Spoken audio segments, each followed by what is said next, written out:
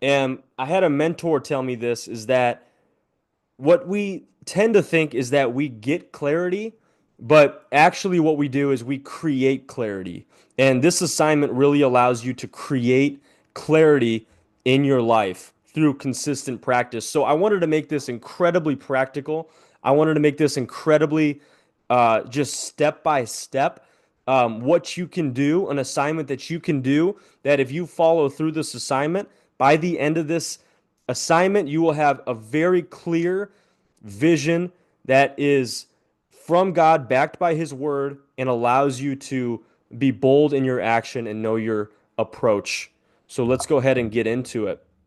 So, the first step to the process is actually going to be the 168-hour time design. And this is an assignment that I brought my guys through this morning in the devotional. This is an assignment that I had a mentor bring me through that really provides a lot of clarity as you go through the assignment. So I wanted to walk you guys through it today and just give you a quick glimpse of what this can look like. And if you've seen this before, just stay with me and I'll get through this quick and effectively. So I want to share a screen with you guys here very quickly. I'm going to give you guys a view of what we did this morning. Let's actually go in here and we're going to pop this open and we're going to make sure that you can see that. I want you to be able to see the screen. Okay, now we can see the screen. Perfect. Okay, so the 168-hour time design is designed to show you how you're spending your time through the week. So, as we do this, the first thing that we have to recognize is we have 168 hours in a week. Okay. And for us to be diligent and work with excellence, we have to actually know how we're spending that time. We need to do a time audit. So, the first part of this is we're going to cut out our sleep for that 168 hours. That's going to be about 8 hours per night. And I do recommend that you guys do cut out 8 hours per day of the sleep. So that's going to total to 56 hours, right? These are non negotiables. These are things that are just going to happen. So we're losing 56 hours because of sleep. We're going to lose 12 hours per week because we're just going to spend that eating and preparing food. And we're going to lose 7 hours per week because we're just using the bathroom, we're showering, we're doing all that good stuff. So, after all that is said and done, we have 93 hours remaining. Now, with those remaining 93 hours, we have a couple different approaches. And what we talked about this morning is first things first. So, we want to intentionally prioritize what's going first, second, third, and what's last. So we are going to put in our God time first, and we're going to do that first thing in the morning, 30 minutes a day. That's what I recommend you guys to do. Our family time, we want to schedule in family dinner. Okay, what time is that at? Make sure that you schedule that out before your work, before your fitness routine, before anything else. Schedule out the family dinner, the family hangout, and block that time off, right? And we can schedule out a date night, schedule out that date night so you can be intentional about going and taking your wife out on a date. I scheduled out in mine, I scheduled out family fun activity so we can go as a family, do something fun and enjoyable. And then the third thing is our fitness and our workouts. So we're going to schedule out at least an hour a day for us to be working toward fitness goals. And the remaining time we're going to spend on our work. And that's where you're going to get a really clear picture about how much time you actually have to work, to provide for your family, to fulfill the purpose that God has called you to. And I'm giving you all this because when you go through this assignment, it's going to give you a lot of clarity and it's going to help you actually develop the vision that we're going to get into here very shortly. So let's go back to the PowerPoint. Make sure you guys can see this okay. We're going to share that. And we are going to pull up presentation, which is right here. Okay, perfect. Okay, so now after we do the 168-hour time design, what we're going to do is we're going through each of those four categories and we're delegating exactly what that looks like in each day. For example, why don't I just do this here for you guys quick? Because I want to be able to write. I want this to be very practical for you guys. Let me just pull something up quick. Okay.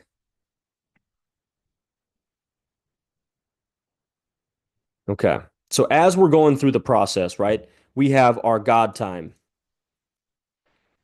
Okay. We want to be extremely practical about this. So let's say we have our sleep.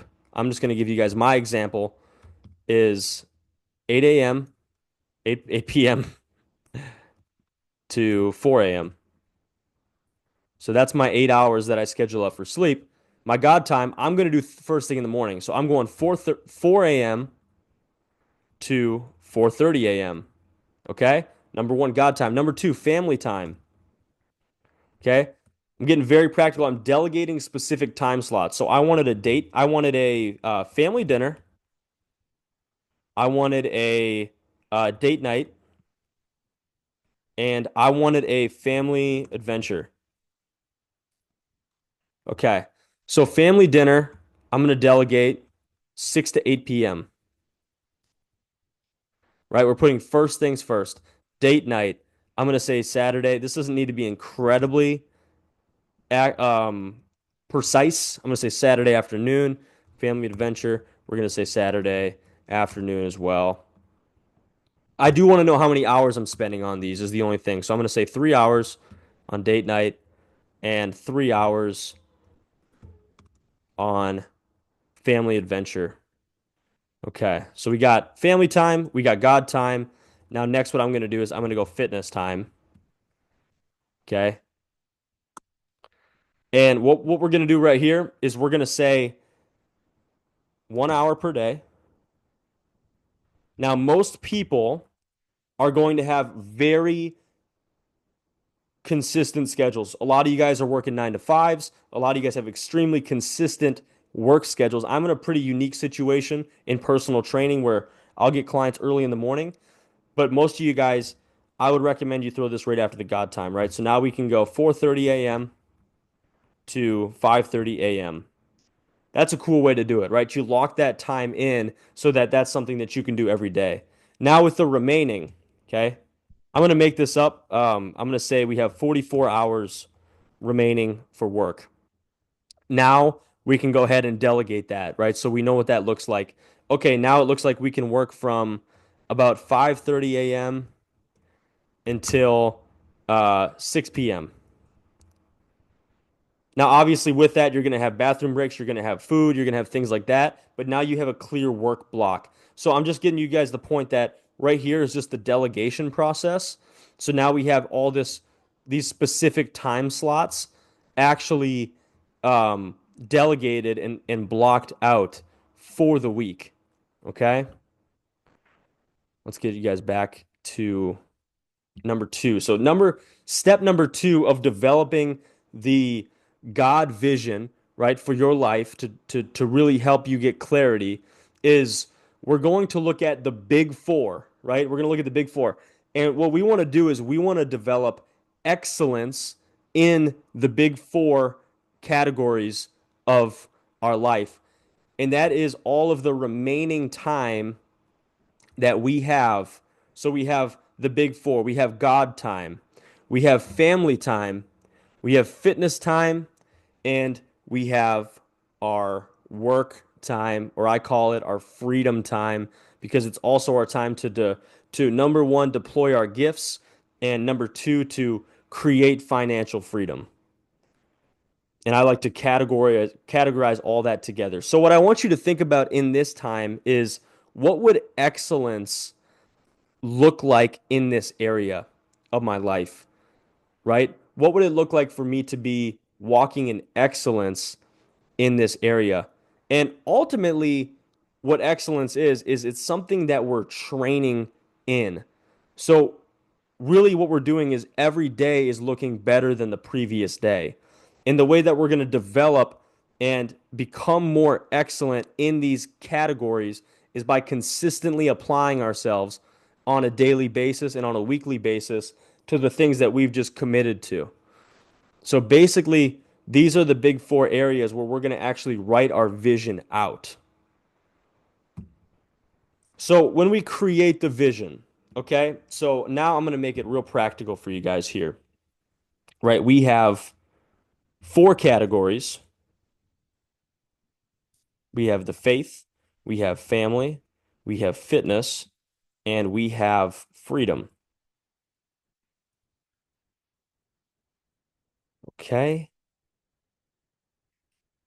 Now, what we want to do when we create the vision is we want to go into our faith area and we want to start with gratitude. So we start with, um, Lord, I thank you that I get to spend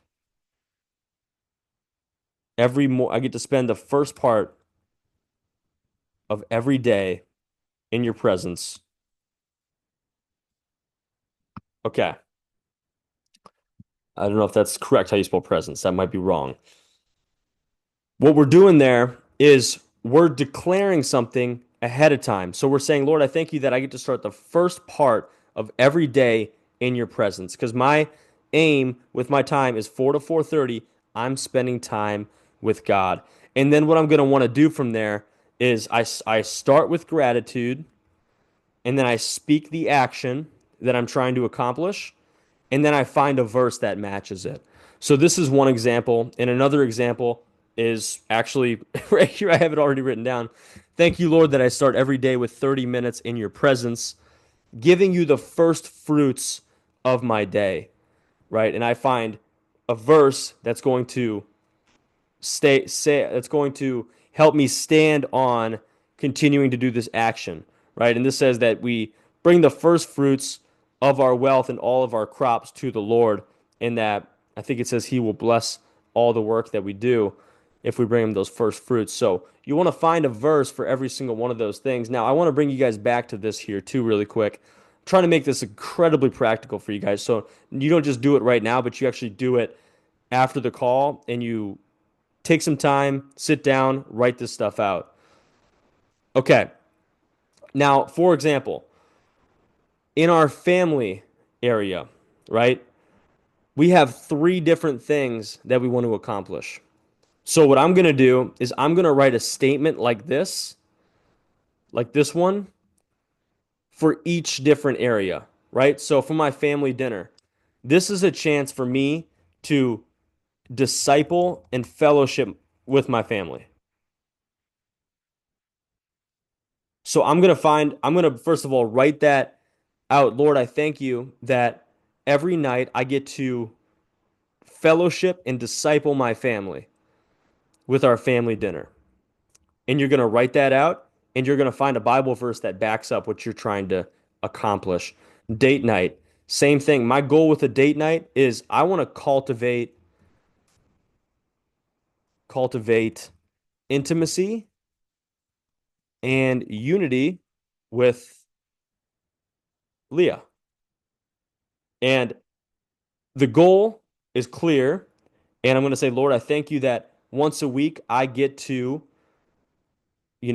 go on a date night with Leah and cultivate intimacy and unity with her. And I get to write out a Bible verse that helps promote that in my life as well. So I hope you get the point. That's basically the premise of the whole thing. If you guys have any questions, uh, you could always shoot me a message on that as well, and we'll go from there.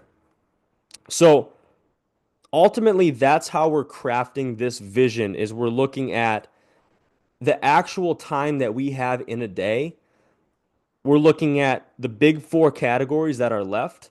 We're putting those in order, in priority order, and then we're casting a vision for each of those specific areas so that we can go and take action. Okay, and that's what this next slide is all about is the action step. Okay, so now that you have your full vision written out for each area, you know what each day is going to look like. It becomes clear this is how you want to prioritize your time. Now, what we want to do is we want to speak this vision 3 times a day. That's ideal. If you can only commit to doing it once a day for now, do it first thing in the morning with your time with God. Speak the vision aloud. Now, not only do you want to speak it aloud, but you also want to visualize yourself doing the actions that you're talking about doing, right? If I've read some books on philosophy on more like psychology, and they talk about how when you visualize yourself doing something, it's actually your mind can't tell if you are doing it or if you are just imagining it. So your imagination is extremely powerful. And some of the books that I read, they say don't imagine yourself necessarily just getting the reward that you're looking for. Imagine yourself and picture yourself taking the action that it's going to take for you to achieve the results, right? It's like when you go for a run and you are struggling through the run, but you can visualize yourself finishing it, that's how you're going to finish it. If you can't visualize yourself putting in the work and taking the action and taking the next step, that's where failure happens. So we want to speak the vision 3 times daily, visualize yourself taking the action in the vision, and ultimately what we want to do is we want to train in the vision, right? So as we're going through the days, we can actually see progress by each day getting better than the previous day. And this is such a practical tool because also now we see what our day can look like and we can start working on it. We can be really real about the stuff that comes up in life, about the sleep that we need, about the times that we got to eat, we got to go to the bathroom. This stuff is real. So we can just be incredibly practical about scheduling that in and looking at this is the time that we have left. How can I maximize that time and really make stuff happen right here? So that's what I got for you guys for really just developing and deploying your vision. And that's really it, guys. And I'd love to hear any questions. Jason, do you have any questions or anything for me? Was that clear? Anything come up for you?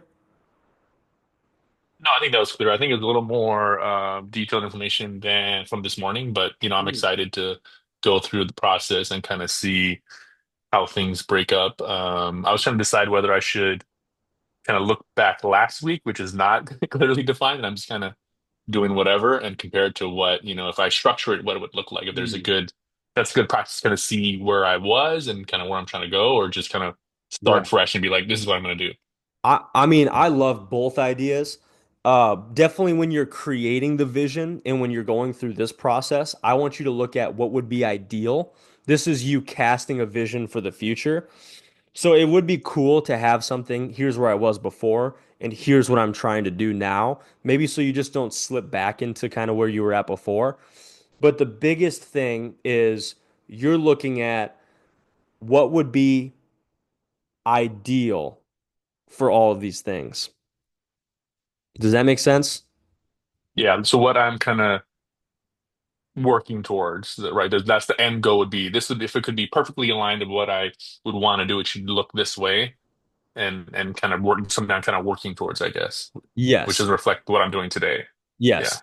Yes, for sure. And I think it needs to be, we need to be practical in a sense, right? Like we can't just leave work out of the equation completely.